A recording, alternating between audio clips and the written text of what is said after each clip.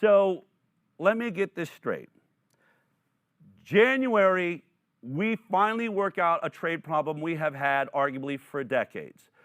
China, and remember, there was about 2 years of a trade war going on with China, tariffs being thrown around, and finally we got to the table. The United States of America gets to even the playing field, move $200 billion over 2 years coming our direction from China. We're also going to not let them just use our companies to manufacture, what, iPhones and things to spy on us and technologies like 5G. Our country wants to know all the technologies that anything that's going to come into our country and anything American companies are going to work on. That's January. There seems to be a weird cold virus in China. Then Bill Gates, the leading actor in the World Health Organization, if we take out the United States of America, declares, oh my God, this is the once-in-a-century pandemic. It's a total novel disease. No one's seen it before. We're all going to die. He even funds the guys that put together the imperial model. There's connections there. The imperial model starts telling us millions are going to die from this virus. A total overstatement, of course. And then China becomes the powerful dictator of the WHO. And what is the WHO doing? Dictating how the world is going to respond to this pandemic. And the CDC and the FDA and all the health agencies around the world drop into lockstep. Well, when I thought about that, I thought, huh.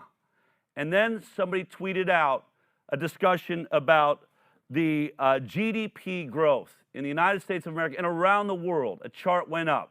I want to take you through this for a moment because I think this is really disturbing. This is 2017. As you can see, most of the world is really doing good. The United States has a GDP growth of 2.3%. China, really, really solid. Now, right about here, we see that Trump is going to start a trade war. He's working on trying to even the playing field with China. The next year, 2018, the United States is up to 3%. They grow 3% over the previous year. China's holding strong. We're gaining on them. And then in 2019, still positive growth, 2.2% growth. China still looks like that leader, and our president's been talking about that. And so what happens? At the end of 2019, going to 2020, remember, we finally get that trade deal that is going to put us in the catbird seat in the United States of America. No longer are we going to trade to a deficit. And then this pandemic hits, as I've shown you. Now brace yourself for what happened to the world's economics in 2020. Just take that in for a moment. Remember that giant green piece of land, the one giant active nation in the world right now, while everybody else is starving, while everybody else is dying, China has all of their manufacturing online. China is even partying. They're throwing the biggest parties in the world. No one's masking. Everybody's back to work. This is what China looks like, the home of the coronavirus. The leaders of the WHO working with Bill Gates and Tony Fauci. Meanwhile, in the United States of America, after 3 years of brilliant growth, we now have breadlines.